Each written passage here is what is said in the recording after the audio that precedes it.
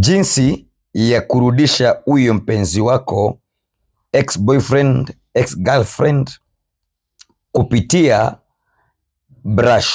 toothbrush.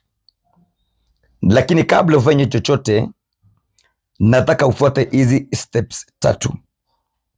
Hizi zinakuunganisha kati yako wewe na mimi. Number 1, guza hii subscribe button, usubscribe. Number 2, ingia kwa comment section, utype I receive. Kisha make sure kwamba umelike video hii. Tofauti yako wewe na huyo anashuhudia ni juu wewe huwa hautii. Fuata hizo steps 3 uone kile kitafanyika.